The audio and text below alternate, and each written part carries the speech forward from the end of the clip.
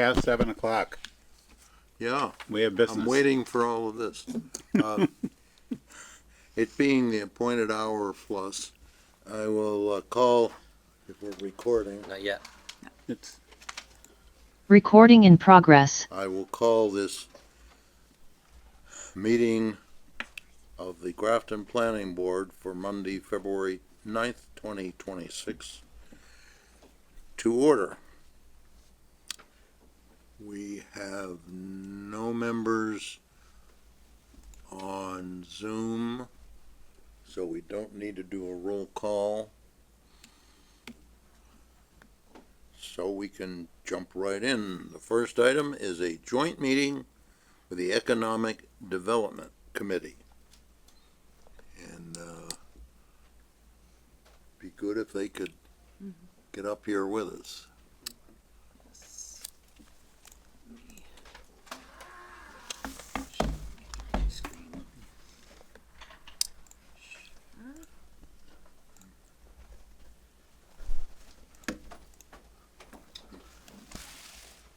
Is it right if I start, or are we waiting for No, anyone from the good to go, EDC? Joe. Thanks. Okay. Yeah, all good. I just given Joe, telling him he's good to go. Okay, Well, hey everyone. okay. Tell us what we're doing. Sure. So yeah, I'll give just a brief overview of the project, Joe, and then I'll turn it over to you, the expert. So board members may recall that we had a discussion about getting DLTA funds for a permitting guide. This is the first kind of kickoff meeting with the board to kind of start this project. Joe did come in and meet with department heads and staff about a couple of weeks ago, I think now, going over some kind of basic questions, formatting, and some more kind of administrative matters before diving into the kind of deeper items associated with this guide. The town has always had a pretty basic pamphlet, a trifold pamphlet that has been very outdated, and quite frankly, with the way permitting at the state level is evolving, as well as some of the complexities of land, especially in Grafton, lots of wetlands here, ledge, etc. We wanted to create a kind of comprehensive go-to guide for anybody who's interested in developing here, doing business here, and just have basically a clearinghouse of information. So we did apply for DLTA funds and were awarded in January. So the project will be and Joe will go over the timeline, but the project will be unfolding over the spring and into the summertime. So I'm happy to answer any questions for me at this point, but I think otherwise we can. We're posted as a joint meeting, so we probably should have. Yes, we did. There wasn't a official posted meeting for the Economic Development Committee. I don't believe anybody None, is here. so I don't have to get them to convene themselves. No, they don't need to do an official Okay, roll go call. for it. Yep, all good. But it is posted in all the appropriate places. So if anyone does join, I'm a little disappointed in that. yeah, I think scheduling is hard. So, but yeah, otherwise, if any board members have any questions for me, I can turn it over to Joe. Name, rank, and serial number, and and then tell us what you're going to tell us. Sure. So hey everyone. My name's Joe Zabowski. I work for the Central Massachusetts Regional Planning Commission. I think probably most people here are familiar with CMRPC, but in case anyone isn't, we're Grafton's regional planning agency. So we provide a range of technical and consultant services to Grafton and other communities in central and southern Worcester County, like economic development, land use and zoning, grant writing, and so on. And as Fiona said, we're here today to talk about the Grafton Permitting Guide project. Sorry, I know the date on the slide is a little different. But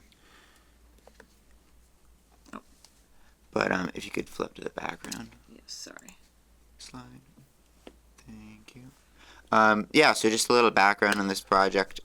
As Fiona said, the goal and deliverable is a permitting guide for opening a business and or developing property in town. you could think of the target audience here as people who are opening a business for the first time, people who might be doing improvements on their home. While we'd like the guide to apply to the broadest target audience possible, we're trying to balance the depth of the information with conciseness. So, your seasoned developer may take a little less from it than some other people, but hopefully, at least in terms of organization and structure and giving an overview of the process, it'll be helpful for everyone. As Fiona said, the funding source is CMRPC's District Local Technical Assistance Program, and the timeline is January to June 2026. Although we did discuss at the meeting with town department heads that I understand that Grafton may be adopting E-code. Is that still right? Yeah, E-code 360. Yeah. Yeah. So, depending on the timeline of that, the project may extend a little longer, just to incorporate the new zoning code or codes or article numbers into the permitting guide. So that may be a little flexibility here, and that's okay. So the CMRPC or the DLTA program can run all the way until the end of 2026. So, or projects under the DLTA, and so the participants obviously are CMRPC, town staff, and Grafton boards and committees. So the template. Sorry, Joe. No problem. So just to save time and resources, we'll be adapting a template from the Charlton 2025 Charlton Permanent Guide. So CMRPC previously worked with the town of Charlton to develop a permanent guide, and so we'll be taking that same structure or utilizing that same structure for this permanent guide. So this is just a brief overview of the structure. So the first section is kind of a step-by-step guide to local permitting, helping people understand what permits may apply to their business or development project. A brief overview of what information or professional expertise they might need to consult for that project, and then identifying contact points with town government, who to contact, and when. The second section is permit timelines and fees, so just an overview of all the different permits, their timelines. Some timelines are obviously internal based on department policy, others are governed by statute. And then an overview of fees as well. And then the last section is just a brief overview of state and federal permits that might apply. And so the work plan is January of this year. The goal is to introduce the project to town staff and boards and committees, so we're doing that now. Got a little delayed by the weather, but that's all right. So February, reviewing any changes, although when the town department heads met, they felt that there wasn't really a lot of structural changes that needed to be made to the template as is. So I think we've already accomplished that, perhaps. February to March would be kind of inserting in town-specific regulations, information, policies, pictures into the permanent guide template. Early to mid-April would be distributing the guide to town department heads to review and approve. Late April and May would be uploading the permanent guide to Adobe InDesign, although we did discuss in the town department head meeting that with some trends in the field of accessibility, we may opt to do an interactive website instead. Just I knew Tracy, the building inspector, mentioned I think is some screen readers have a better work better with websites. So instead of a PDF, an interactive PDF, it may be an interactive website. And CMRPC's done a lot of those with like Esri story maps. And then so in June, we'll present the final deliverable to town staff and you all. And then I just had some broad questions here for you all, just to see if you had any feedback. So one was, are there any particular issues or challenges that you want to see addressed in the permitting guide? I guess I'm looking at, sorry, this is the presentation I sent to town staff, but I just had a few updated questions here. So I'm just going to read from my screen here. Okay, Sorry about that. sure. So were there any particular issues or challenges you all would like to see addressed in the permitting guide? Are there any existing resources you'd like the permitting guide to reference, whether that be from the town or other organizations? And then we talked a little bit about this at the department head meeting, but should we solicit feedback from the local business community, and how should we go about it?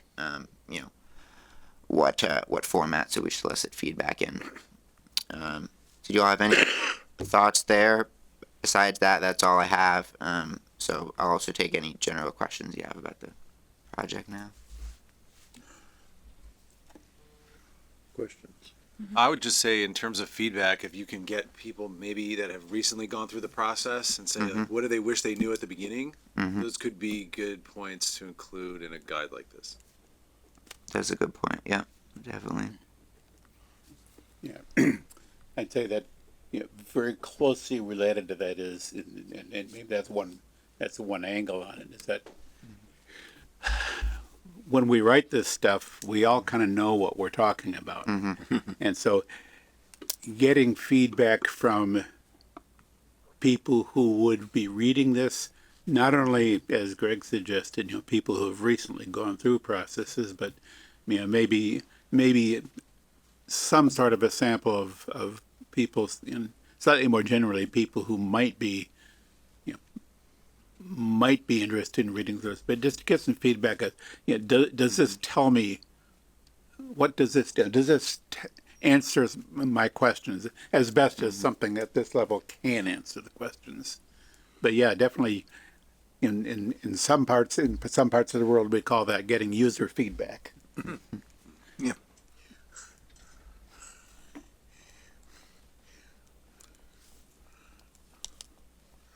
I'm also thinking about, I think, I felt Dave was talking about people who might want to use this in the future. But I'm thinking that maybe you can, or we can try to ask people who have been through our process what they think about this. Would it have, are there holes? Would it have been help them? Whatever. We do have a member of the EDC that has just joined the meeting. Ah, So you want to introduce yourself, Laura? Yes, hi, I'm Laura DiDio. I am the chairperson of the Grafton Economic Development Commission. So I'm here to listen and also give input as needed. yeah, well, this is where we're looking for input. Okay.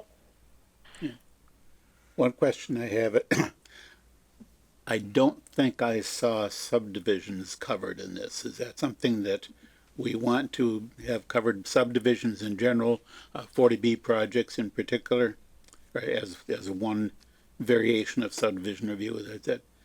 Is that something that we think we should be including in this, or is that specialized enough that it's maybe outside the scope of a more general permitting guide? Joe, do you want to? Well, I mean, I think subdivisions can run the gamut of complexity. Yeah. So if it's maybe we could touch on it lightly, just in case, I don't know if someone is looking to do an A&R or something like that. Perhaps that could be helpful.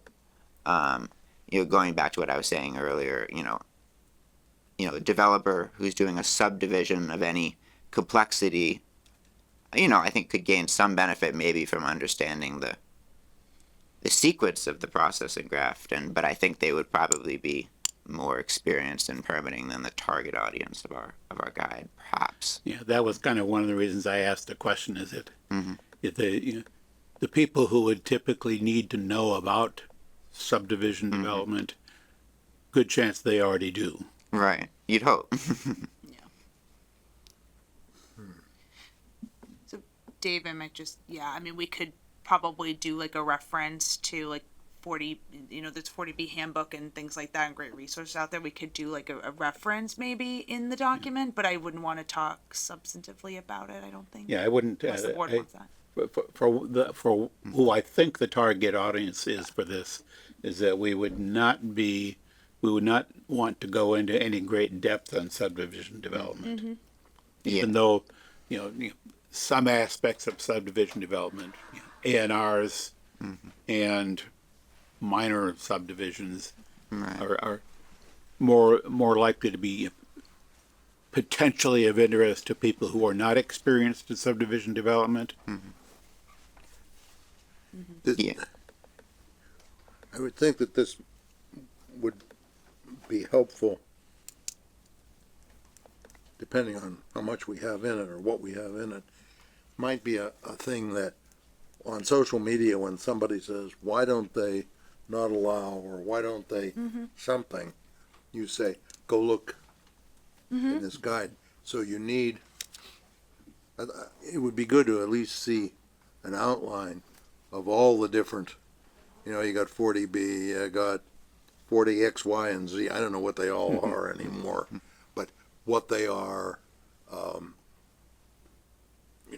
just explain a little bit about what they are and where you go to find out about all of those different things would be helpful. And I was also hoping that the form this would take, the deliverable, would be readily modified in the future when things change. Yep. Yeah, we definitely discussed that at the meeting with department heads, that any end deliverable would be editable by the town, whether that's So whether all it's the, a PDF or a website. And and with regards to 40B, we're talking about 40B, housing developments, right? Is that right? Yeah. Yeah, I mean, as I recall, there's a minimum, size to 40B developments. So, anyone doing a 40B, I think probably would be more experienced than the audience of the permitting guide. But we can definitely link to it. I mean, that there's no harm in that. I think you want to say, one of the things that can happen is a 40B development. And the way that works is it gets approved by the ZBA instead of the planning board.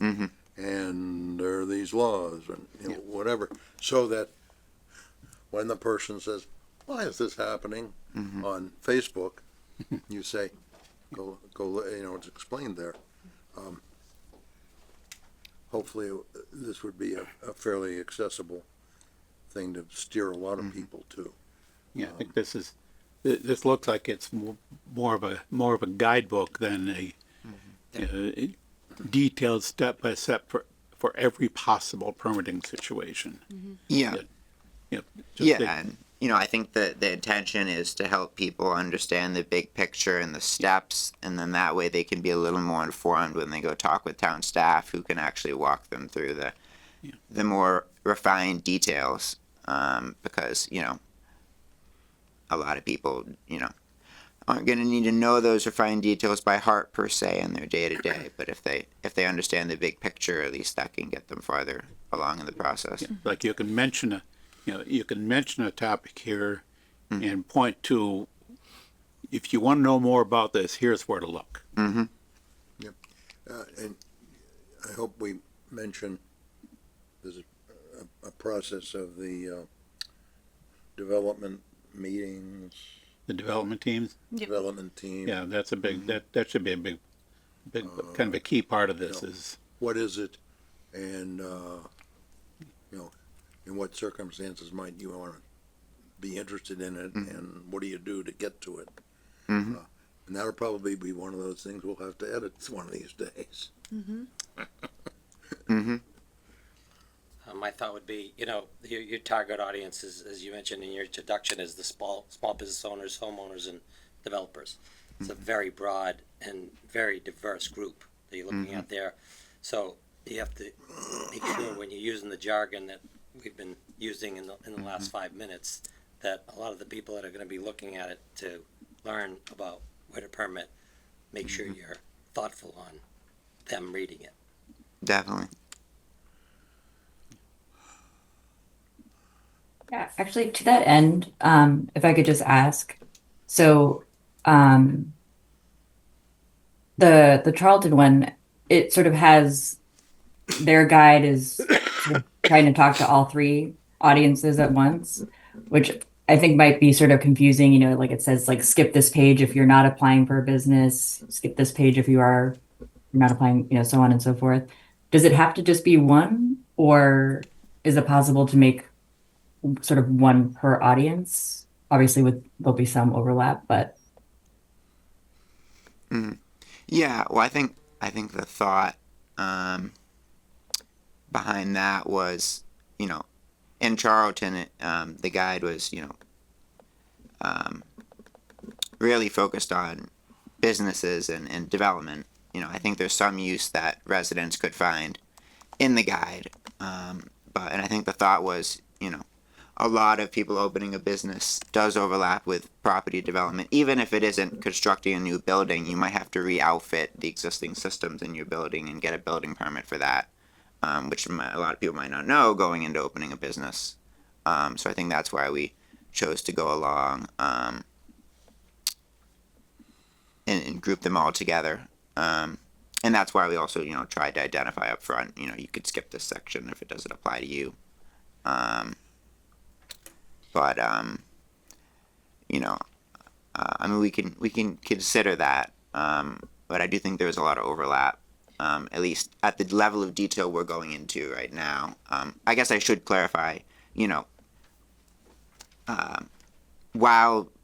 so the target audience of this wouldn't really be anyone other than like a small developer. You know, a developer might be able to gain some insight into like the sequence they should consult town departments, but anyone, you know, doing a subdivision or a multifamily development, you know, I think they would be coming, I would hope at least they would be coming with a lot of experience and background in this. This is more for people who might have heard of some of the steps in the process, but really couldn't articulate them very well to you. So it's more targeted towards, you know, the business owner who's more versed in the business rather than the permitting process, or, you know, someone who is, you know, a small developer, you know, a business owner outfitting a space, stuff like that. Should we be including something in here for the average person who didn't know that they needed a building permit to build that porch, or, you know, all of that? Mm-hmm.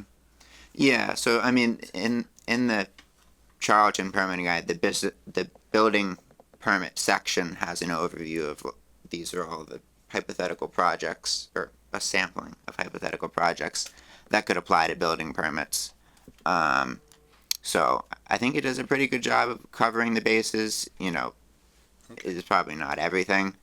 Mr. Chair, I'll just add, you know, we're trying to find the commonalities between different types of folks who will be approaching the town, but also trying to be, you know, as comprehensive as we can. But it is, you know, we're looking to really focus on kind of what the day-to-day average person who's not working in town hall, they're trying to do something standard, whether it's open a business or make a, you know, a home modification or what have you, and we'll try and do the best we can to be as comprehensive but succinct as possible. And if we do need to explore things in the future, like maybe additional guides, we could do a future DLTA request or expand on that.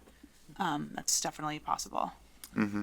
And you know, I'd be a little bit concerned about trying to be everything to everybody. Mm-hmm. Okay. You know, and so there's, you know, there are probably a number of different,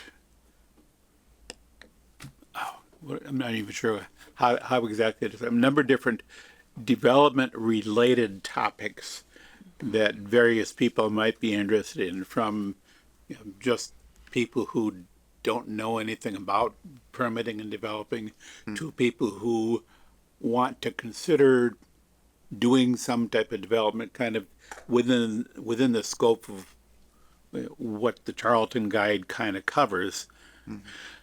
But if you try to throw too much into this and try to cover all the bases, it may become sufficiently difficult for anybody to read and find what they're looking for. So, and I'm not sure exactly where the happy medium is here, but it's, if nothing else, to be thinking ahead. We want to I think we want to kind of focus this on the potential audience that would most benefit from this, because they want to actually get something done and they want to know how it's done. There may be other related guides or information that we ought to be providing to our citizens and to other people that maybe ends up being outside the scope of this. But it's so, as much as I'd like to have this be like one stop for everything you ever wanted to know, if that becomes unwieldy, then really we have to partition it somewhat. Definitely. Somehow. I apologize for the phone call. I put my phone on Do Not Disturb, but I guess that doesn't turn off the ringtone. Yeah, that's definitely true. And if there's ever any specific topics that people are curious about, we could make a tab on the planning department website, that addressing the topic of 40B. Some towns have that, a list of commonly asked questions that people ask and answers. So, and we discussed at the town department head meeting, maybe at some point down the line, it's within reason to do a living in Grafton guide that has, more information on things like tax abatement and stuff like that.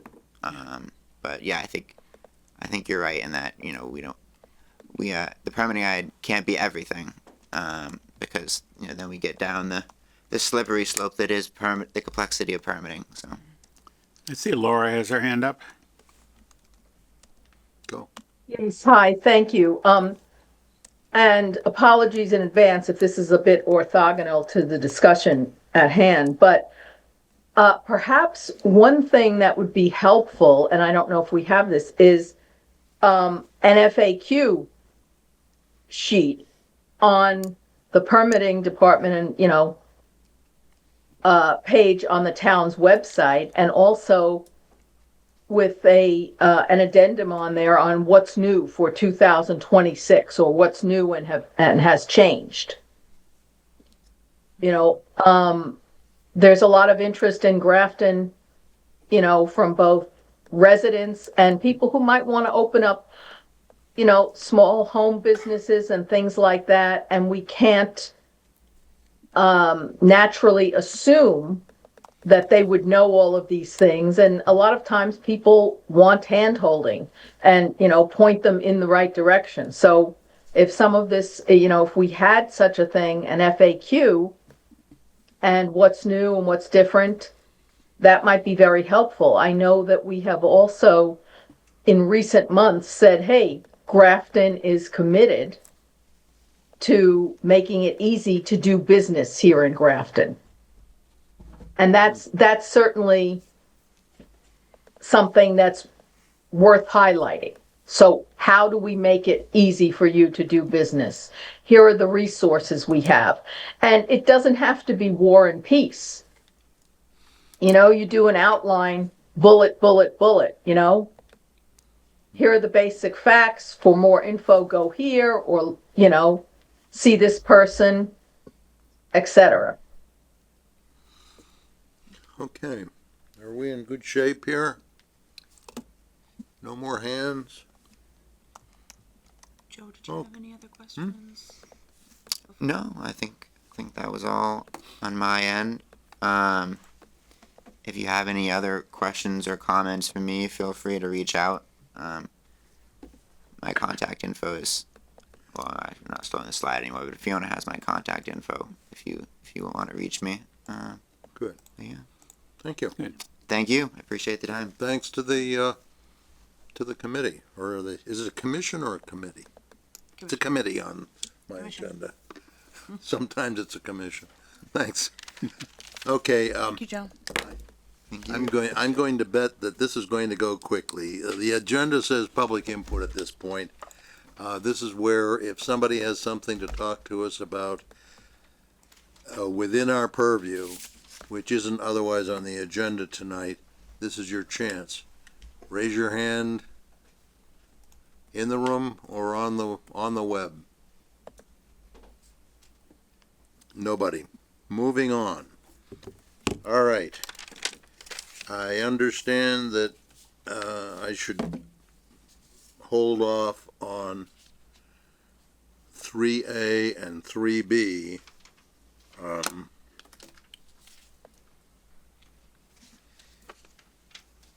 To be taken at the beginning of the public hearing down below.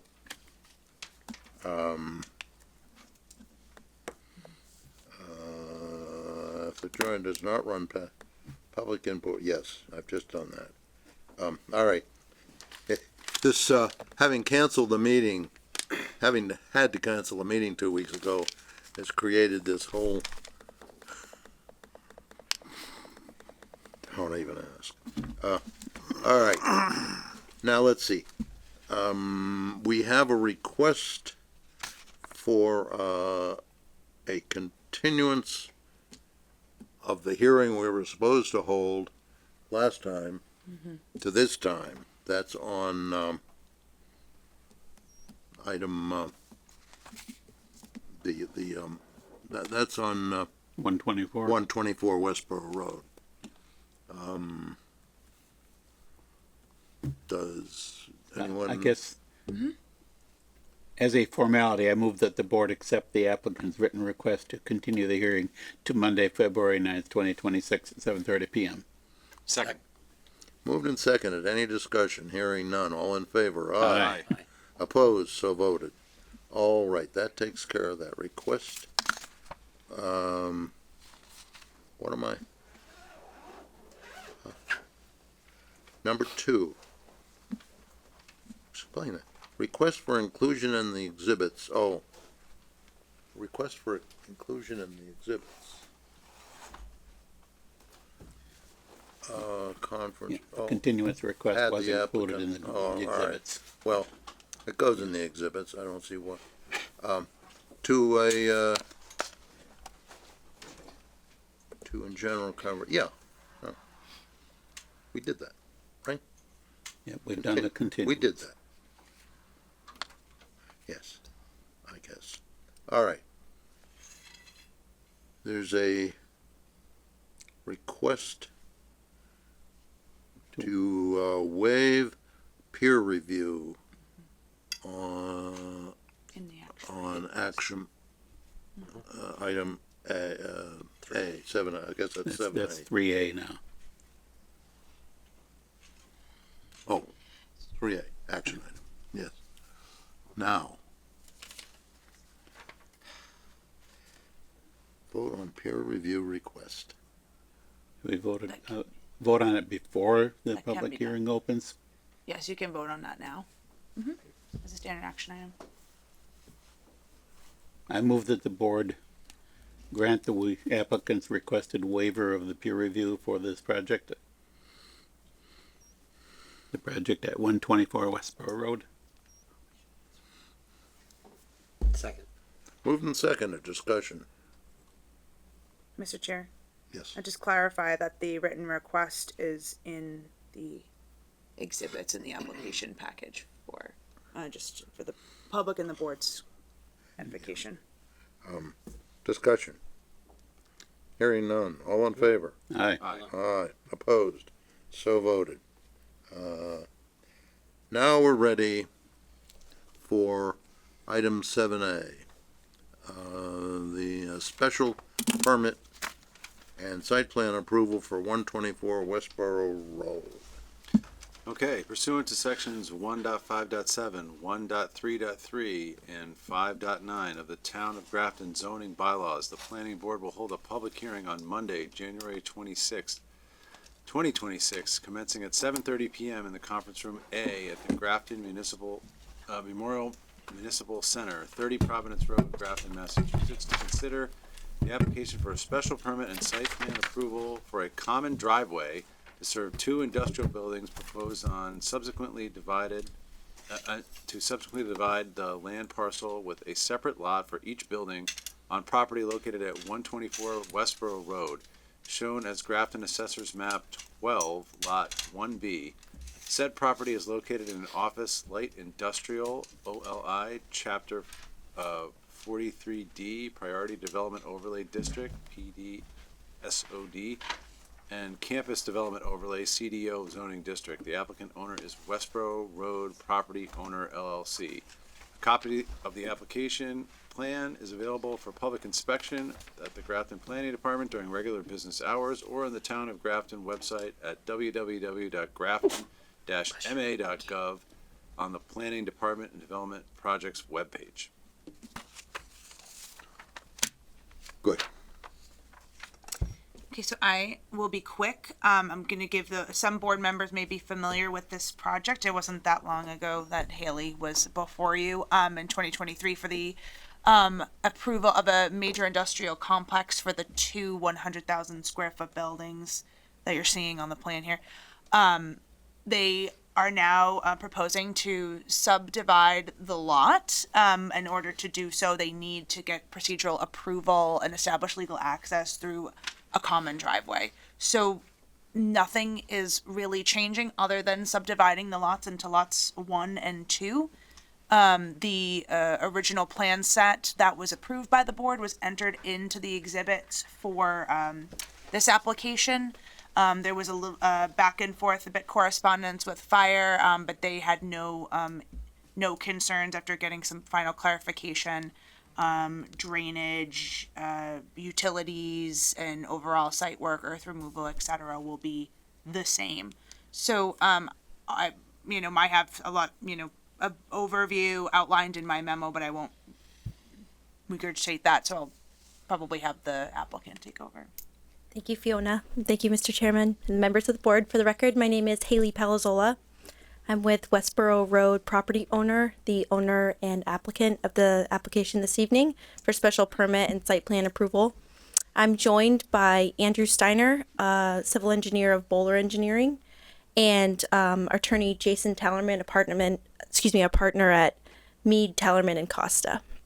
So as Fiona has already stated, we are the property owner of 124 Westboro Road, which is an approximate 33.2 acre property. We received approval from this board in January of 2024 for a major industrial park, including two almost identical 100,000 square foot warehouses, light industrial warehouses, with access to the property off of Westboro Road and Institute Road. As Fiona mentioned already, that nothing on the plan has changed except for the fact that we are seeking a subdivision to allow for greater flexibility with end users for the building, financing, just provide more flexibility in the project. To do so, we need to first seek approval for the special permit for the common driveway, and then we concurrently with this application filed a A&R plan. With this. So I'm going to go ahead and pause there and turn it over to Andrew to talk through kind of the technical details of the plan.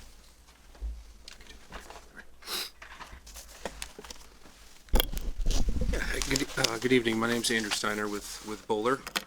So as Haley and Fiona have mentioned, this is a pretty straightforward application. So I'm going to keep my presentation pretty brief, but happy to answer any questions at the end. Should there be any. So again, as mentioned, this was a previously approved project back in January of 24, and really the purpose of the submission in front of the board this evening is to provide flexibility and to continue to, again, just provide flexibility as the owner looks to find end users for the two buildings. So again, this would be done by dividing the parcel. You can see the property line kind of running along. That would divide it into two lots where each building would fall on its own lot, which that's as part of the A&R application that'll be in front of the board later this evening. And then there would also be a common driveway component, the extent of which can be seen on blue on the plan in front of everyone. This common driveway is really in line with that initial approval where the main entrance would be off of Westboro Row. Westboro Road, and then it would extend southerly into the site about 945 feet. The first 525 feet would provide access to both the loading areas for buildings A and B, and then the remainder would provide access to the subsequent employee parking areas.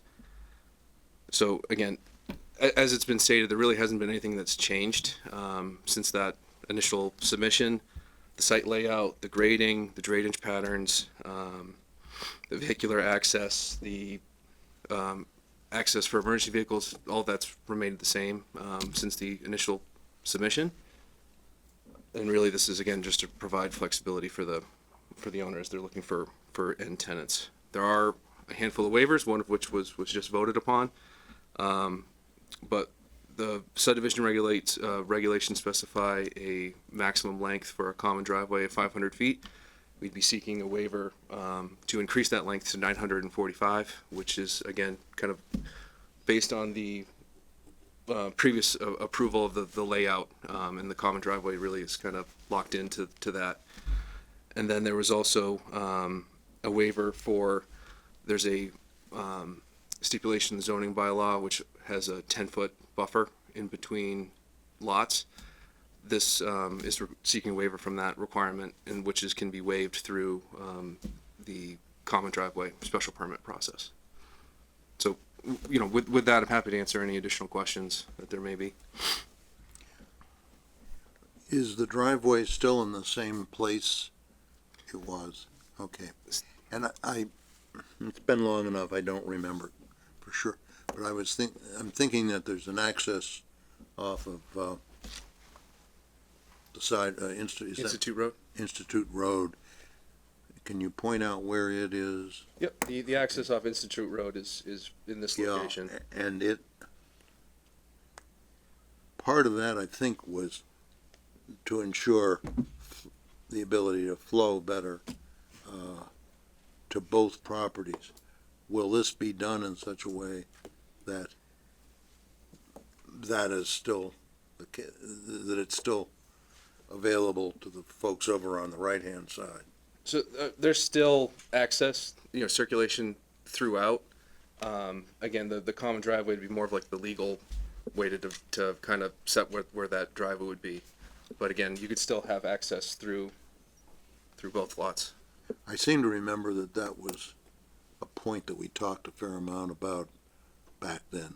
Also, just add to that, Mr. Chairman, that the access off of Institute Road is limited to passenger vehicles and emergency vehicles only, so there's no truck traffic. But passenger vehicles will still be able to use that to get to the building over on the right. Yes, that's correct. Okay. They have to go all the way around the building. They have to go all the way around the building on the bottom, but the bottom of the map there. And I'd add too, and we'd expect this as a condition, in fact, I think it's already in a draft condition, that we would provide the cross easements, because it'd be two separately owned lots, so. Exactly. Cross easements, association documents that govern the use, those uses by and between the two lots, so we would handle all that. That's normally done as a condition of approval prior to occupancy or building permits or something like that, and we're comfortable with that. Who has, yes? And I understand what you're trying to do, but what's the flexibility component? And do you have end users in mind already that flexibility is going to accomplish? Yes, so I can answer that question.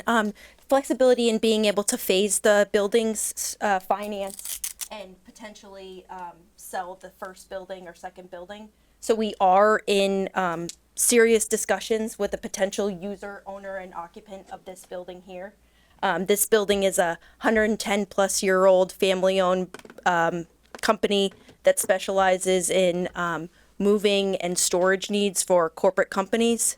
Storage, I can read you what they do. I was provided some ways to discuss That's okay. it. But I just wanted yeah. to, because I wanted to understand the flexibility component, then Yeah, now I got it. and it is And not. we discussed, these things come up and users have their various likes and dislikes, and we talk to them about rentals and exclusive easement areas and this and that. Their preference, this particular owner, our business owner is, their preference is to own what they're going to be put their business in, and, you know, if we can add flexibility to the type of people we're trying to attract to the site, then we're all for it. I understand that.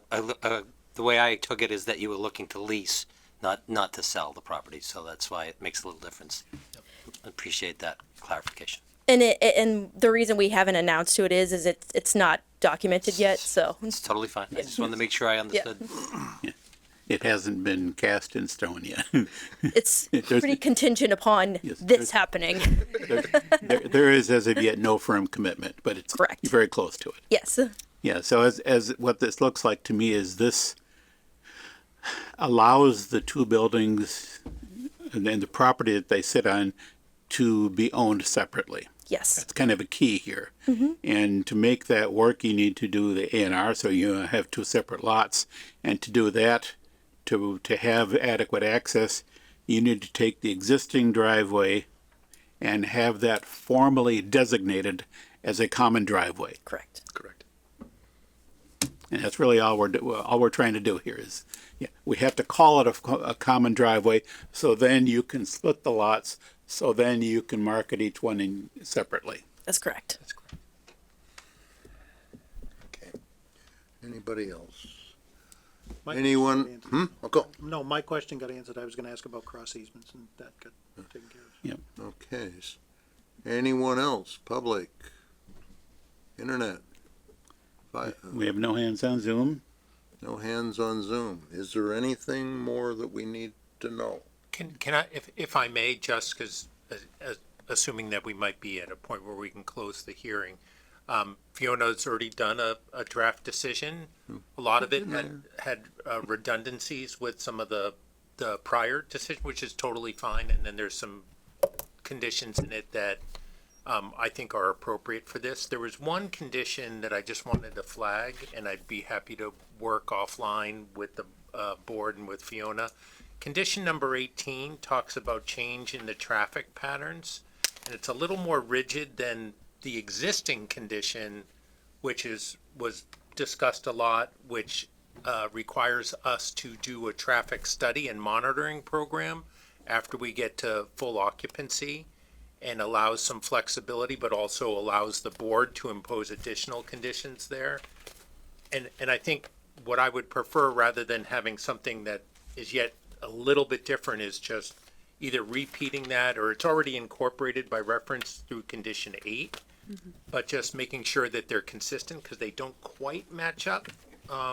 But the spirit of it is that the board gets to look at a fresh set of data after we get occupancy. We get to evaluate that, and if there's additional considerations, changes, conditions, whatever, then there's options there. So that would, the only thing that stuck out to us was that one. The rest of it, a lot of purposeful and smart redundancy between the two decisions. I don't think that has to stop us from closing the hearing. No, it shouldn't. I just wanted to make sure I flagged it while I had the opportunity. I'm comfortable with it. It's just, if there's already a reference to, I'm okay with it. So, is All there, right. I'm willing to move that we close the public hearing. Second. moved and seconded. Discussion. Mr. Chair, Yes. we need to call on Ray, just in case. Yes. Well, Justin is not here. okay. I'll designate our associate member, Ray Mead, to act on this. Yes, this is a special permit. That's what that's when it comes to voting on the special permit. Very good. Okay, just wanted to state it. So I think that base is covered. Now, we had a motion. Greg Motion seconded. to close the public hearing. Good. Any discussion on closing the hearing? Hearing none, all in favor? Aye. Opposed? So voted. All right, now we have a draft decision. Can we get past this, concern about the one? I don't have a problem with with what was outlined and Yeah. making the Yeah. necessary Well, adjustment. So that would be to update this decision to be consistent with the prior decision when it comes to the Right. traffic. Correct, yes. And So that those would two, be that part what of- you referred to F8 and F18? Is that the Yeah, two? so not F18, the condition number 18 in the first section of gotcha, okay. conditions, and what we'd prefer is that it just, there is either a reference to, or somehow in the original decision in section Roman numeral 3-7, I believe, has the comprehensive traffic monitoring requirements after occupancy, and, we're obviously comfortable with that because it's in the original permit. So if there's gonna be a reference to looking at future, at what kind of traffic is coming out of the project, we'd prefer to just stick with what we already know is governing. This is the, Okay. this is the correct, what's highlighted on the Yes, screen there. that's Okay. correct. Yep. Yeah, Yeah, so condition 18. Yep. And then, so that would be, right, so Fiona would update the draft condition 18 to be consistent with the prior permit. Yes. That would Yep. be part of a motion for approval? So if that, I guess, it seems like we might be in a position to have a motion, which I will proceed to make the motion, that the board find favorably on all the findings in the draft decision. The board grant the waivers requested as outlined in the draft decision and approve the special permit site plan approval with all the conditions as drafted, with condition number 18 modified as we discussed. Someone want, Second. moved and seconded. Any discussion on the motion? Hearing none, all in favor? Aye. Good job. Opposed? So voted. That brings us to an A&R that's part of all this, which was way back under action items. And the A&R, what, mostly puts that property line in. Good. Correct. The again, the A&R is mainly to establish the property line and then to divide the two parcels. The A&R that's being proposed meets all the necessary requirements. Now that there is a special permit for the common driveway, the A&R meets the requirements. So that is one thing, Mr. Chair, that I just want to highlight. So just to be as consistent and keep record keeping as clear as possible, we made a recommendation. I made a recommendation in my memo to include the book and page number for the recorded common driveway decision. So, the board finds that acceptable. It can, allow them to submit once they have that information to my office for signature at a later date. I don't know. It's just, we're just trying to be making sure that everything is tied in together as much as possible. What this accomplishes is that on the recorded A&R, the special permit will be documented because that's an essential part of The the access. approval not required. It's my recommendation. So no one's made a motion yet, right? Yeah. So the motion should include. So, yes, I will move that the board find that subdivision approval is not required for this plan, provided that the plan that is signed and submitted to the registry includes a notation referencing the recorded special permit for the common driveway. Second. Moved and seconded. Is there any discussion? Hearing none. All in favor? Aye. Opposed? So voted. It's a long, twisted path to get to something fairly simple. Okay, good. Thank you Thank very you. much. Thank you so Appreciate it. much. Thank you. Yes, Good you're luck. welcome. So, Completed Mr. that. Chair, I'll just follow up. I will get the decision done and filed, and then follow up about any other specific questions that you have about what needs to be done. Sure, absolutely. Ready? Thanks so Awesome. much. Thank you. Thank you. Appreciate it. Thank you very much. good luck. Thank you. And we have a whole nother public hearing. There's a nervous wreck that we were gonna forget about. Let things settle down a little bit. Okay. Believe that brings us to 7B. This is a new special permit and site plan at 244 Worcester Street, Wyman Gordon. All right, pursuant to sections 1.5.7 and 1.3.3 of the Town of Grafton zoning bylaws, the planning board will hold a public hearing on Monday, February 9th, 2026, commencing at 7:30 PM in Conference Room A at the Grafton Memorial Municipal Center, 30 Providence Road, to consider the application for a special permanent site plan approval for construction of a renewable energy generating facility, 3.0 MW-AC solar array on property located at 244 Worcester Street, shown as Grafton Assessor's Map 35, Lot 1. Said property is located in an industrial I, low-density residential R40, and Chapter 43D Priority Development Overlay District, PDSOD, zoning district. The applicant and owner is the Wyman Gordon Company. A copy of the application plan is available for public inspection at the planning department during regular business hours on the Town of Grafton website, www.grafton-ma.gov, on the planning department and development project webpage.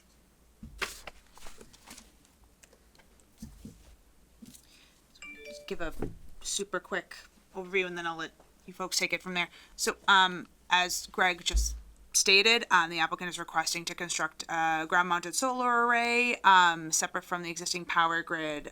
The array is roughly 10.8 acres, and is located to the side of the existing factory building.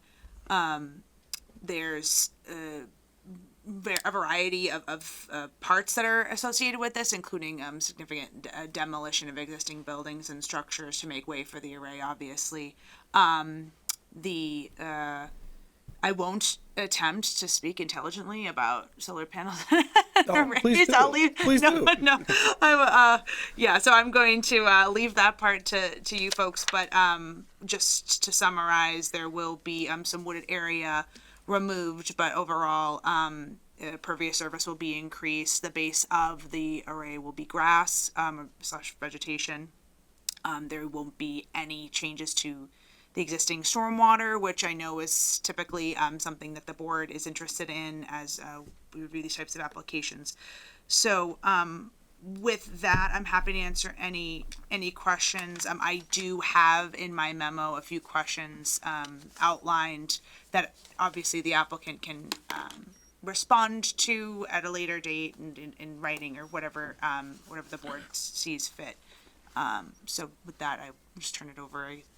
Mr. Chair, just one thing. I just want to clear up some confusion that's been going around town. This solar farm is on the left-hand side of the existing Wyman Gordon's building. Correct. It is not on the land that currently has approval for 331,000 square feet of building. Thank you for clarifying. I wanted to get Yes. that clarified because a lot of people are going, oh, it's going to be a solar farm and that's going to be great. I was one of them till I saw the plan. So it's on the left-hand side. Yes.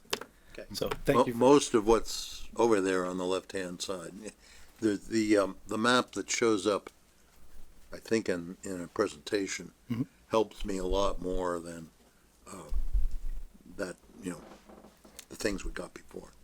Okay. Told you it was bad, Nick. No, I'm kidding. Name. Yeah. Tell us who you are and tell us what you're going to tell us. So first of all, thank you, Fiona, and also thank you, Mr. Chairman, and members of the board for your time tonight. It does mean a lot to us.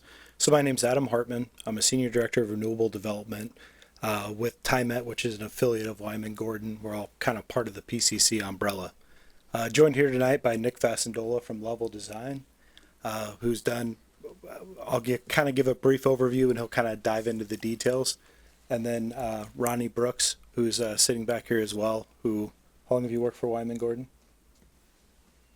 59 years. There you go. So one of the many, many reasons he's here. So tonight what we really have is an opportunity to repurpose some what I'll call kind of obsolete or underutilized land. It is all within the project footprint of the plant, so definitely a great opportunity. So the proposed development area, as Fiona mentioned, encompasses approximately 10.8 acres. The entire project footprint is right around 162 acres. So Wyman Gordon, just a little bit of background about it. It's a forging facility with diverse manufacturing capabilities. It meets the critical needs of the aerospace industry, energy industry, as well as military and original equipment manufacturers. So a little bit of history, and Ronnie, please jump in if I represent this wrong. The plant was originally designated as Air Force Plant 63. The plant was, for its entire life, has been operated by Wyman Gordon. Wyman Gordon was a contractor operating it until it purchased it in 1982. As things stand today, the site houses one of the nation's largest forging presses and several of the world's most powerful hydraulic presses. Oh, do you have the present, or do you want to present that? I don't know if anybody's, I apologize, I should have said something to begin with. No, that's okay. No problem. But you can skip The slide. site plan? You can go to slide 2 if you want, yeah. That PDF presentation. Bear with me. I see it. I'm sorry. Spot exhibit Yes. 12. Yes, sorry. I'm just going to open it on the full screen. Sorry, bear with me. My apologies. Oh, no. No, it's not going to respond. Okay, here we go. I tried to downsize that PDF too, so it'd be a little bit easier. I hope that worked. I know I can hear my computer like revving up. I know, that's always the worst, isn't it? Okay. Okay.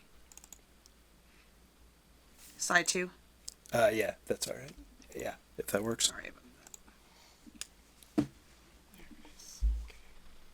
Okay, so if you go, that. Oh my goodness. This is not functioning for me. I'm sorry. I do have some paper copies I can hand out if that's easier. If you guys have it up, whatever's easiest. Got it. Okay, there you go. All right. Oh, got You're it. just there. Sorry. Go one more. Okay. So this kind of gives you an overview of the entire 162 acre site. Again, we are, as you pointed out, in the north kind of west corner. And converting this area into ground mount solar array, does a number of things, but represents a significant investment by the plant and demonstrates the company's commitment to modernizing the site, improving sustainability, and as you touched on earlier, removing outdated infrastructure that's no longer being utilized or no longer contributing to the operations of the facility. If you want to jump to the next slide, you can kind of see, again, just off to the left of the main building, I'll call it the kind of hashed area. And then sort of in the middle of the hashed area is our project substation. I guess would be the best way.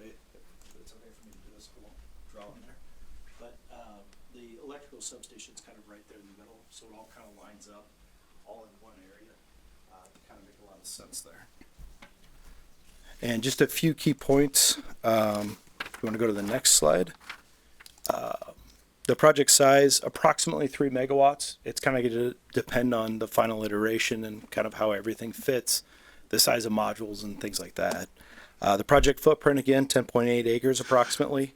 Solar type will be ground mount. And just because I think this is interesting, projected number of panels, approximate 1,750. So kind of a few key points, I guess, to point out. Overall, all this power as it's set up now will be fed into the plant, utilized by the plant. So in theory, everybody hears about the electrical grid, the strain on the electrical grid, especially during peak times. And this in theory will reduce the strain on that. It's going to generate both temporary, direct and indirect jobs while it's assembled and maintained.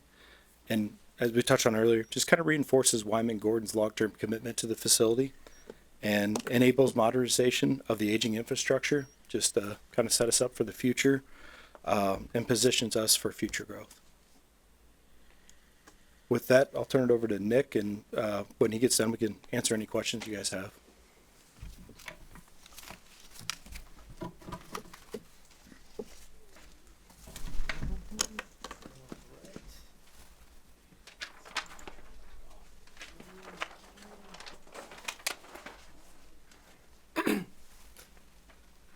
Good evening. For the record, once again, Nick Fasandola with Level Design Group. We prepared the site plan and special permit and site plan approval application before the board this evening. Just so the board knows, we've also submitted with the Conservation Commission and will be in front of them next Tuesday for a notice of intent and stormwater management permit. Quick overview of the site. I'll just try and hit on all the things that Adam didn't really go through, just to kind of give a little bit more detail on the engineering or the layout of the proposed facility. This is a more zoomed in view of the entire 162 acre facility. This is the parcel that was cut out, that was spoken about earlier, where we have the 330,000 square foot warehouse facility that was recently permitted in 2023, I believe. Obviously, everybody knows it hasn't been constructed yet, but the parcel has been sold and is no longer in Wyman Gordon's ownership.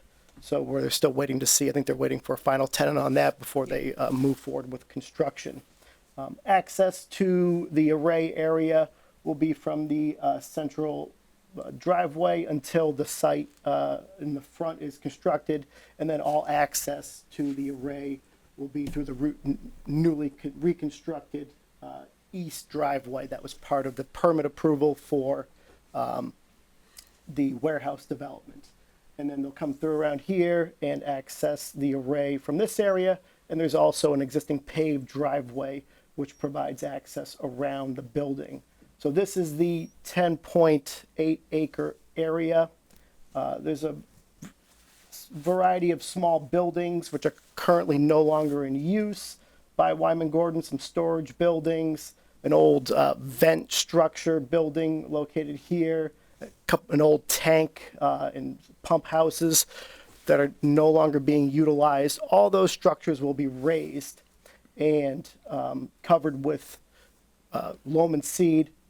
The same will go for a large parking area here, driveway, walkways within that area. This whole area will be grass ground cover with solar panels over the top.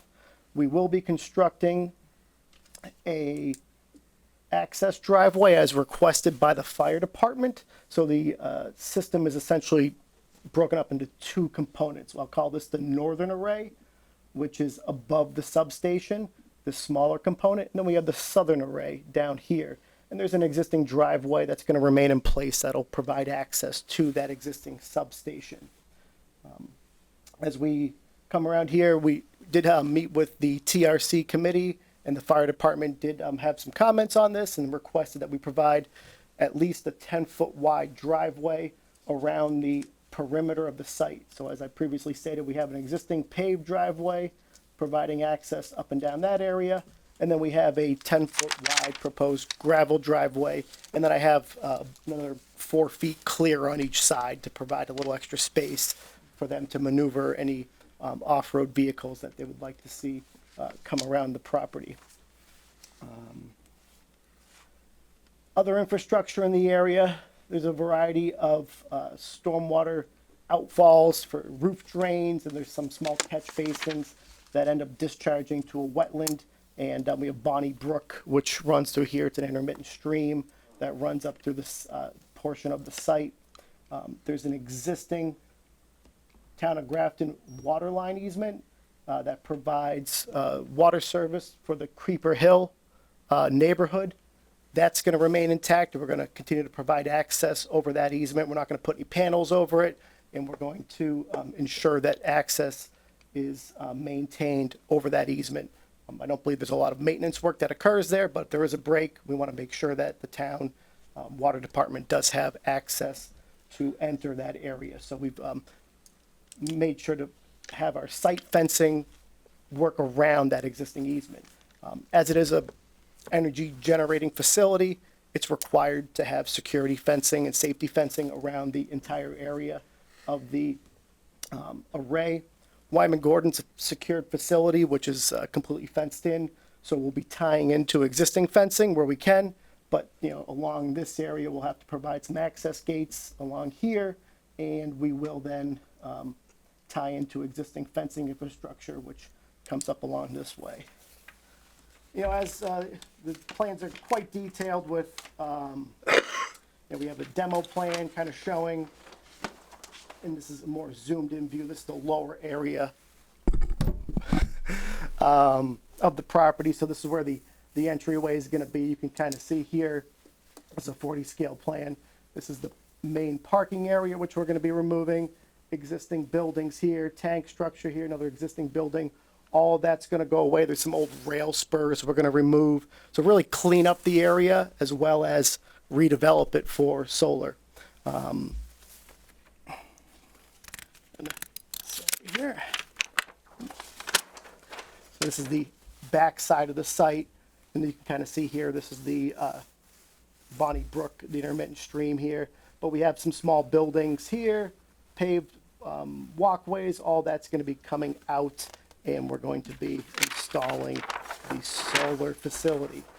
So the way this kind of works out with being a redevelopment site, as this whole area is pretty well developed, with the removal of the impervious coverage, I'll give you guys the numbers on that. Let me see here.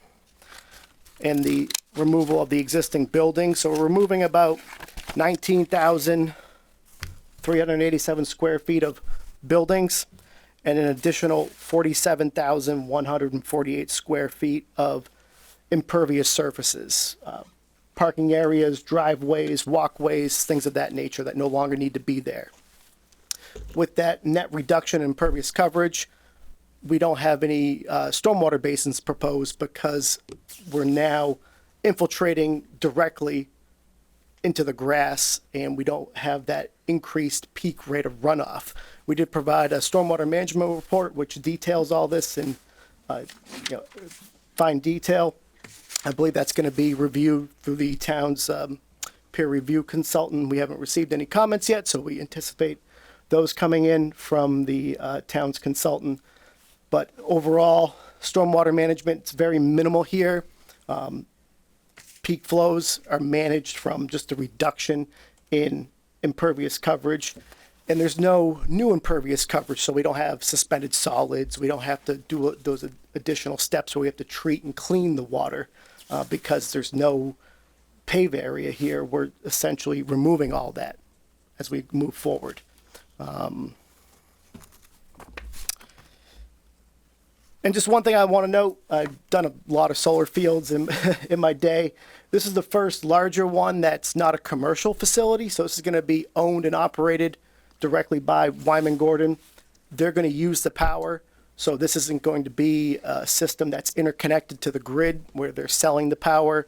There's no proposed batteries at the facility. I know that's a hot button item for most communities, so there's no proposed batteries associated with this system. All the power is going to go directly to the existing substation, which currently exists, and then from there to the building.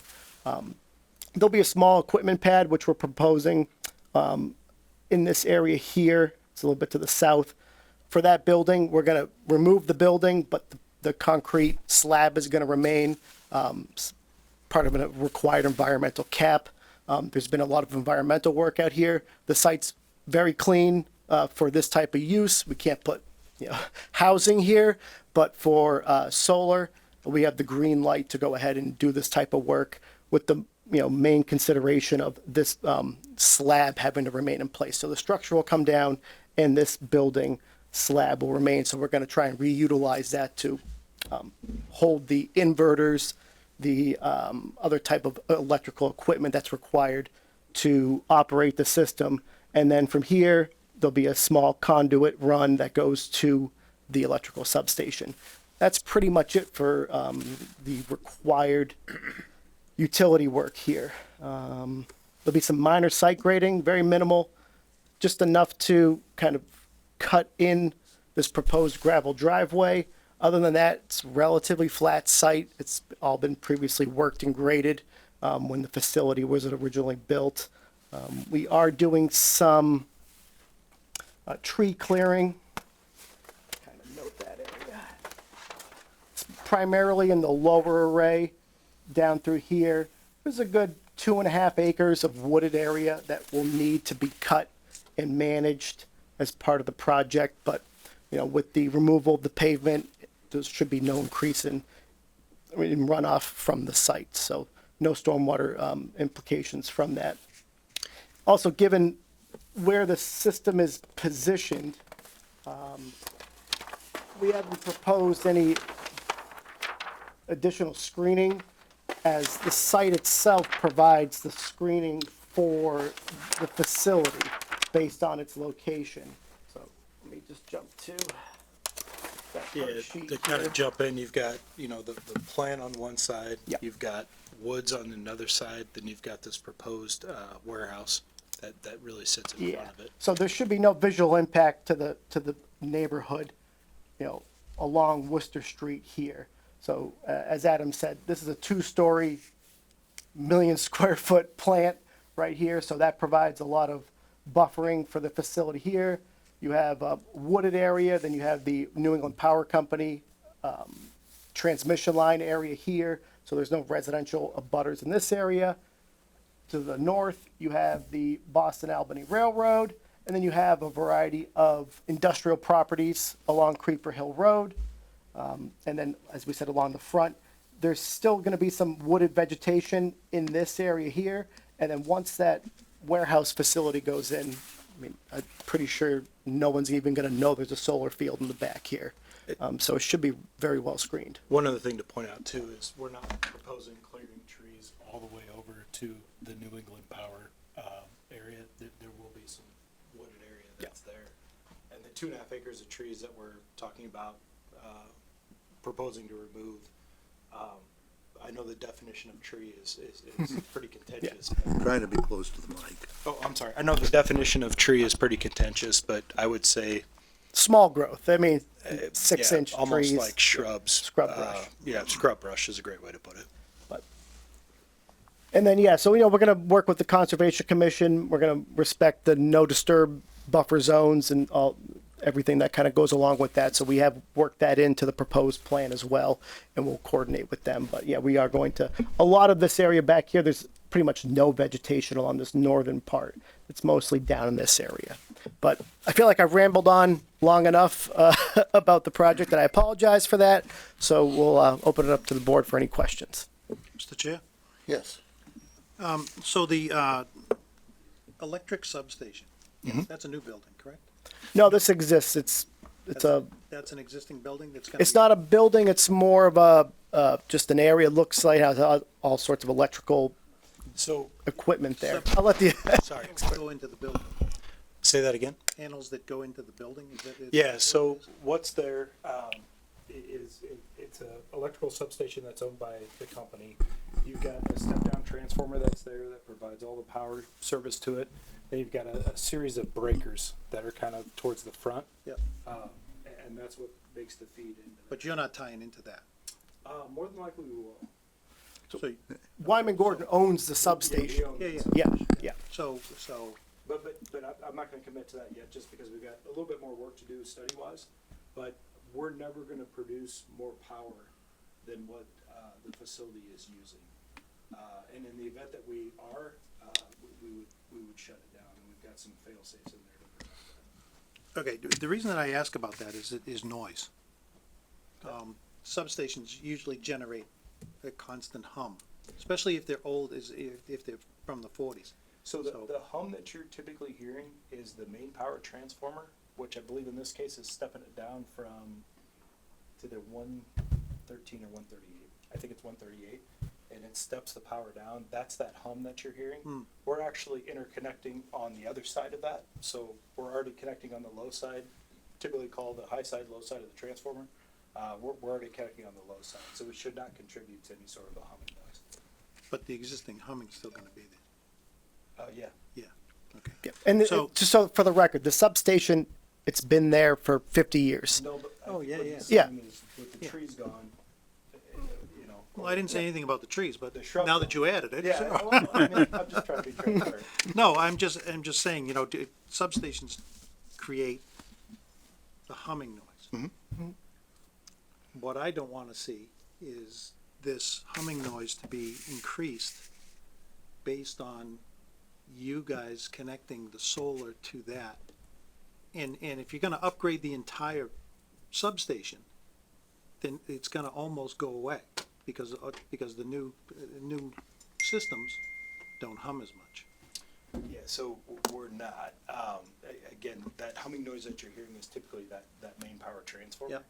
Yep. And we're gonna be connecting on the low side of that. And with all the power being consumed by the plant, we shouldn't contribute. I mean, I can't 100% confidently say this, but if we're, pulling less power in and stepping it down, in theory, you Should go down. should go down. Correct. But I can't stand here and confidently say without a doubt that will. Correct. Yeah. Okay, so, panels, Ray, but confidently you could say it's not gonna be more. No, yes, I can confidently say it will not be more.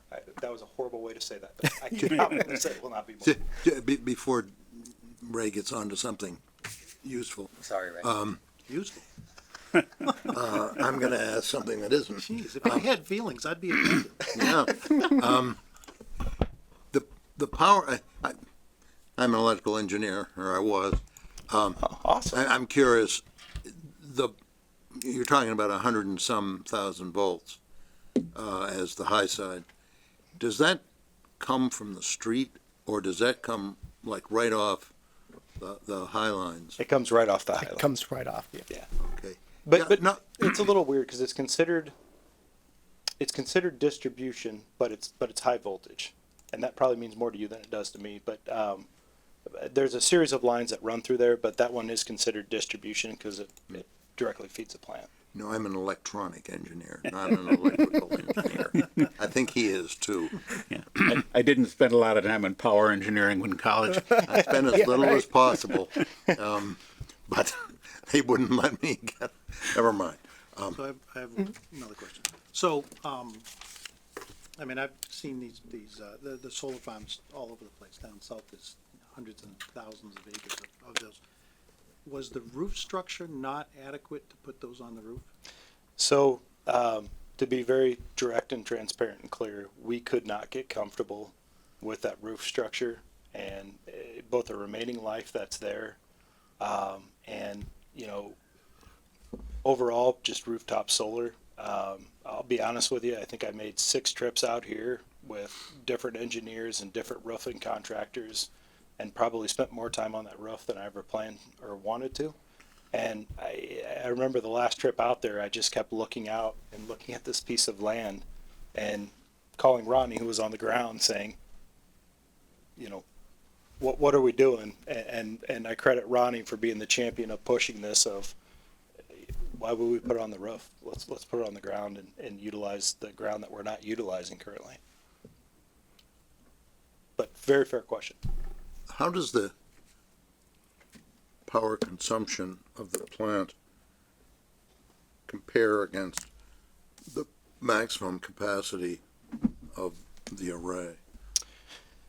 So I'm going to be a little bit guarded in answering that just because we're still sort of figuring out the equipment and the size, but right around that 20% mark. 20. So you say 20%. This will provide 20% of the power. Correct. That the plant draws. So it's still going to be drawing most of its power down through the transformer. Yes. And it'll only be helping when the sun's out. That is correct. And this plant's 24/7, so that kind of skews those numbers just. Or it doesn't snow on the panels. It doesn't snow on the panels. So. Oh, they warm up on their own. That's what people say.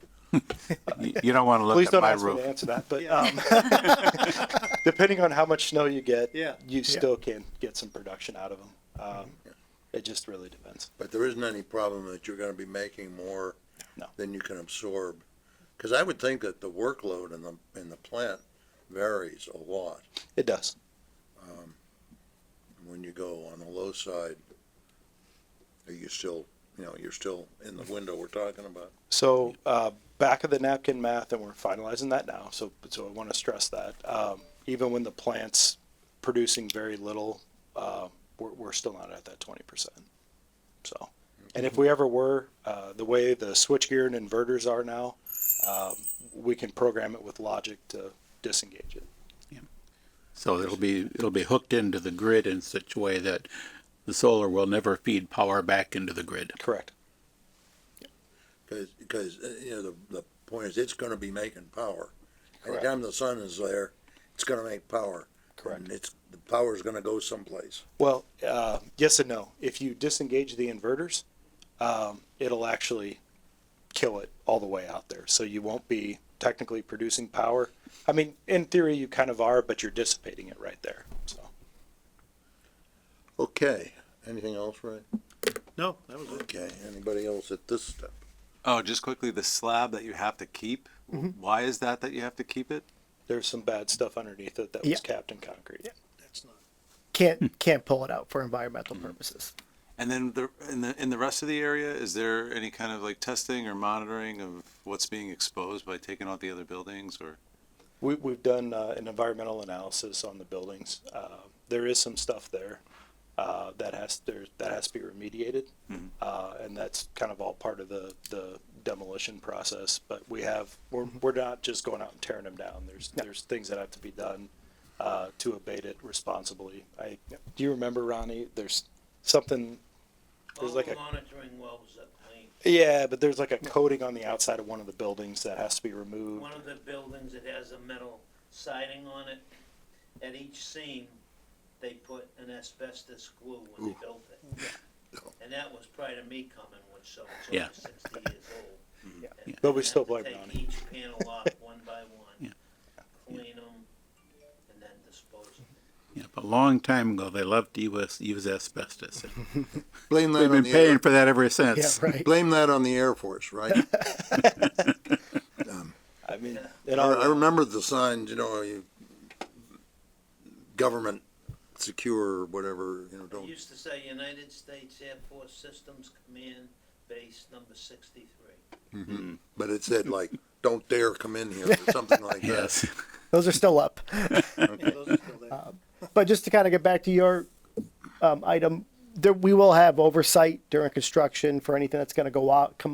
Any material that would need minor amounts that would need to go out, will have to be tested. Licensed site professional will be on site monitoring the work. Not a lot of excavation work here. Like I said, just some grading for the driveway, and any we'll try and keep everything on site. But we'll have.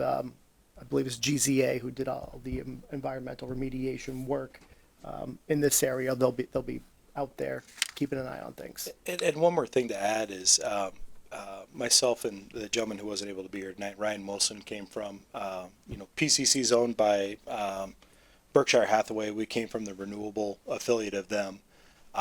We're going to put together a robust maintenance plan, because one of the common things we see, and I think we talked about that in a meeting before, is everybody can build them, hardly anybody can maintain them, and there's, prescribed maintenance that needs to be done on inverters and modules, and, you have to make sure the grass is not growing into them and different things like that.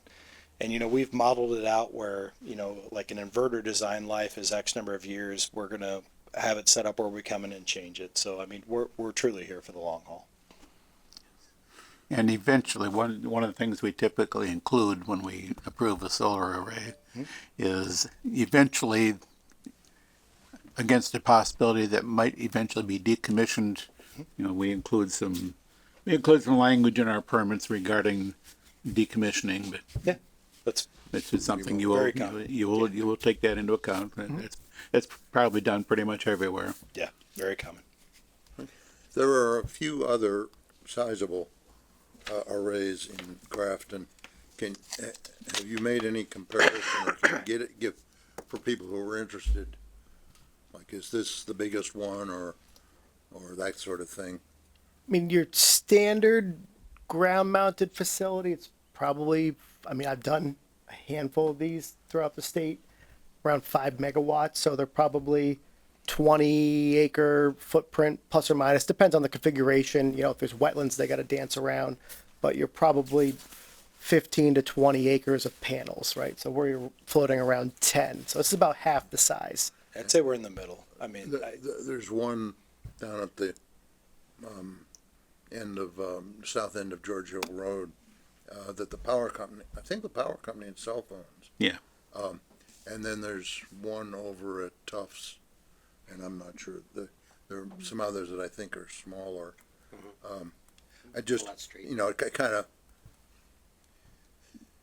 this isn't necessarily even as big as something else that we already have. No, I would say it's most likely not, but we could take a look at those and I can Yeah. take those aerial images and kind of Yeah. put this in there and show you how it fits into there, just so you have a Yeah. perspective of it. Now the power that you're displacing is coming down off the High Line, so the power company shouldn't be disturbed by fluctuating, megawatt, several megawatts of. I could tell you're an engineer. Yeah, no, you know, we'll have a forecast and sort of keep an eye on that. But as far as, you know, solar's somewhat consistent, right? You're going to lose a few percent here or there. You're going to lose, you know, cloud cover and things like that. But as far as, it's not like wind when you think of, you know, the gust of wind, all of a sudden you're producing 10 megawatts, then it dies for, you know, 10 seconds, you're producing 1 megawatt, then it's back to 10 and that sort of thing. But it should not impact the grid as far as that goes. Yeah, because typically these are adding to the power flowing into the grid during the day, and I think that was part of what the power company was doing with the one up on Brigham Hill. Was, I think, trying to learn. Maybe that's the one that's the power company. You know, supposedly they were experimenting to see all those things that are difficult. Before I forget, the water easement. I think every water line in Grafton has needed or will soon need. I mean, it seems to me they're digging up something every day, so be sure that they can get at it. Let's see. One other thing, which is basically the same stuff we've been talking about. There was someone put in a comment in the record.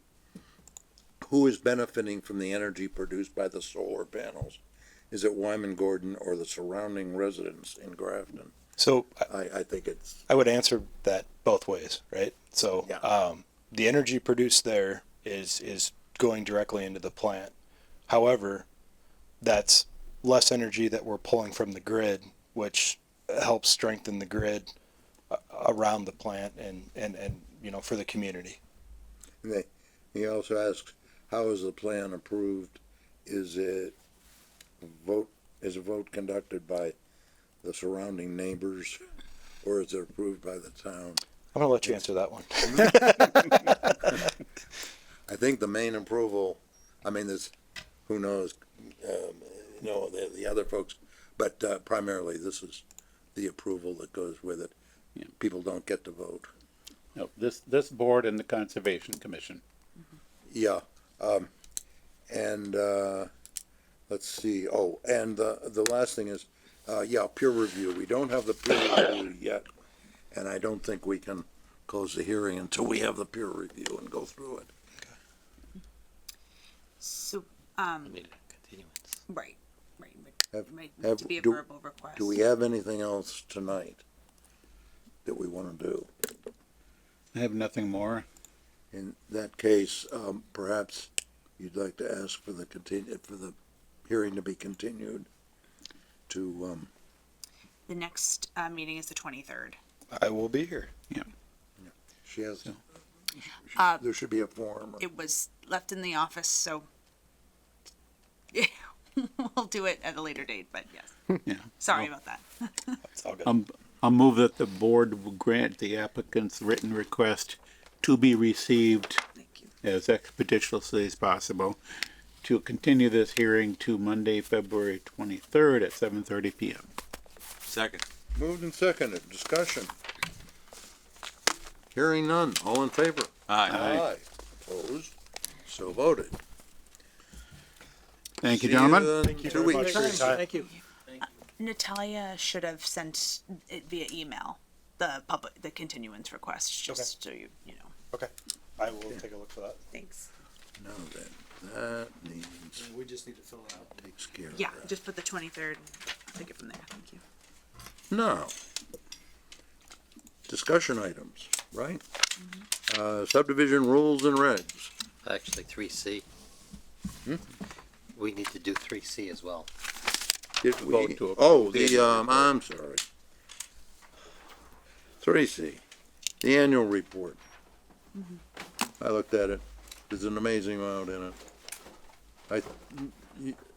You didn't make the change. I didn't make a change for the thing I sent in. It said how many special permits had been approved, and it didn't say how many hadn't been approved. And I thought, you know, if you're gonna,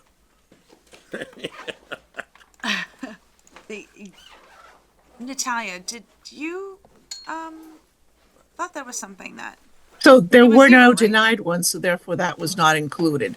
The okay, years that we have something denied, we will include that figure. anybody else with anything? Move the board approve the annual report. Second. Moved and seconded. Discussion. Hearing none, all in favor? Aye. Opposed? So voted. Now can we get to subdivision rules and regulations? so, Mr. Chair, I don't have anything since Good. the last time. Very good. We have a public hearing We coming have, up, so, yeah, public Bill. hearing, posted, public hearing coming up next meeting. next meeting, yep. And that's in the meeting materials as well. Bills. There was a bill. Move the board to authorize payment of the bills. Second. Moved and seconded. Discussion. Hearing none, all in favor? Aye. Opposed? So voted. Unanimously. All the votes should be noted as unanimous. You know why? Because otherwise, there's a law someplace that says you're supposed to record who voted both ways. But I always figured out that if it was unanimous, you could sidestep that. Yes, I think the open meeting law specifically says that if it's unanimous, you don't need to take a roll call. My doing that goes back before the, minutes of previous meetings. Move the board approve the minutes of December 23rd, 2019 and January 12th, 2026 as drafted. Second. Moved and seconded. 2019. We're catching up. Catching up Yeah. to the best of our ability. Did we even have recordings back then? Yes. Oh. And we could get to the recording. Yes. Because someone was just trying to get to a 2020 recording. Can I on ask a social clarifying media. question on that? I read it and it seemed logical, but I did not watch it or Yes. or attend that meeting. So But you can vote on minutes if you want to anyway. yes. Any other discussion? Hearing none, all in favor? Aye. Opposed, so voted unanimously. Staff report. So Ben, I'm just kind of focusing on getting this. There's a lot of like grants that are due at the moment, plus balancing just applications and a lot of inquiries. We're starting to get out of winter, and we're starting to see that people are trying to get moving on things. So we've been kind of focusing on more making sure that we're kind of closing out existing permits, fielding inquiries from people who are interested in development. Just kind of a lot of that lately. I did submit a Mass Trails grant for a feasibility study for the Grafton segment of the Blackstone Bikeway. That was done in coordination with the Blackstone Heritage Corridor and Sustainable Grafton. So we had a meeting, and obviously for those who there's some folks who will know, but for those who may not know, and which I found out after digging through many years of paperwork, that this has been something that's been going on for quite some time, and the Massachusetts, segment needs to be completed. And I think this is now that the town has acquired parcels along Providence Road, there's some alternatives to be pursued. So hopefully, I'll keep you posted if we get it. I also did submit a CPA, Community Preservation Act, application for the match. So that is coming up on the 26th of February. we were recently awarded the MVP 2.0 planning grant, so there's going to be some significant legwork that's involved in that process, including a seed project. So be aware that that will be unfolding. I have a kickoff meeting in the next couple of weeks in person in Newton to discuss who our regional coordinator will be. I've been keeping the board updated with DOER's small permitting and citing requirements for smaller scale kind of energy projects. So that's in the correspondence, but I just want the board to know that I've been talking closely with our regional representative, and I can have him come to a future meeting. I know this is generating a lot of conversation, so I'm happy to do that. Yep. Just a lot of things going on, and I'm kind of blanking, but I'm happy to answer any questions about anything that questions anyone has.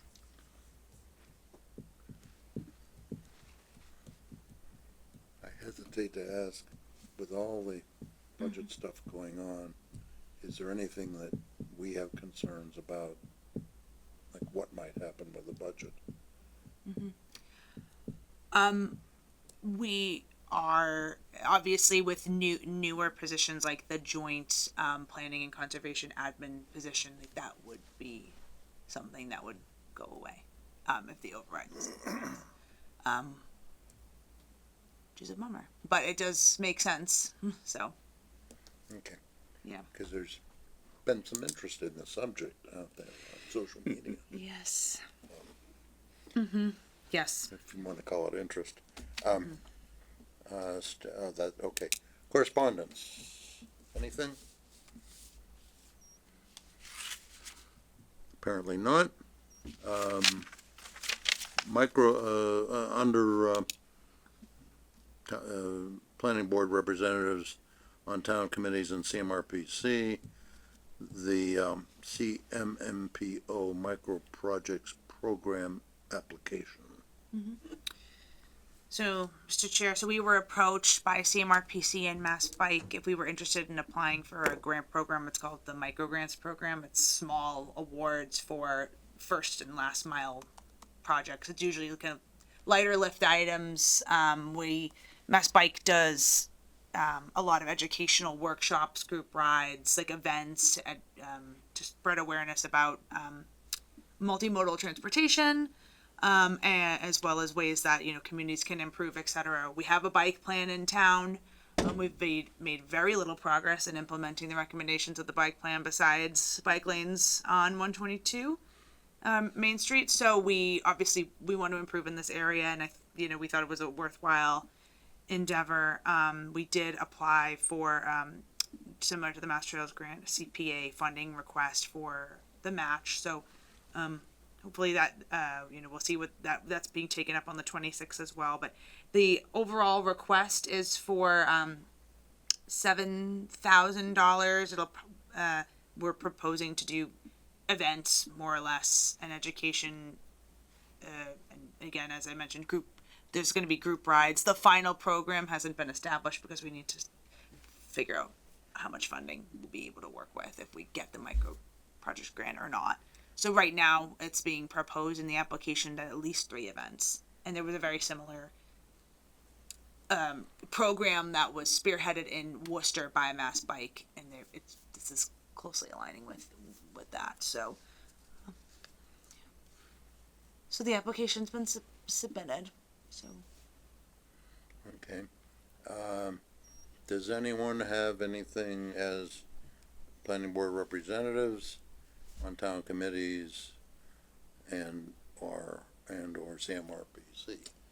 Just one brief item from the Open Space and Rec Committee. We've updated the open space and Article 97 inventories, reflecting changes throughout 2025. If I can remember to do so, I will email those to you, Fiona, so you can put them up on the OSRC's webpage. perfect. Thank you. I would assume that CMRPC has made you aware that in the last year or so, we added an engineering capability.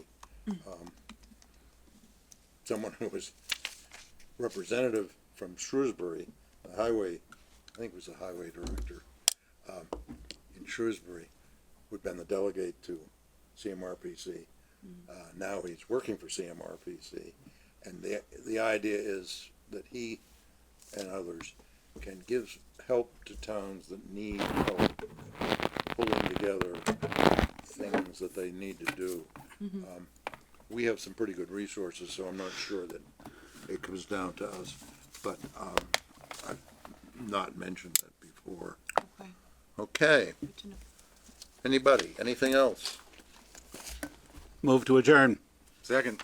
Moved and seconded, not debatable. All in favor? Aye. Aye. Opposed? So voted unanimously.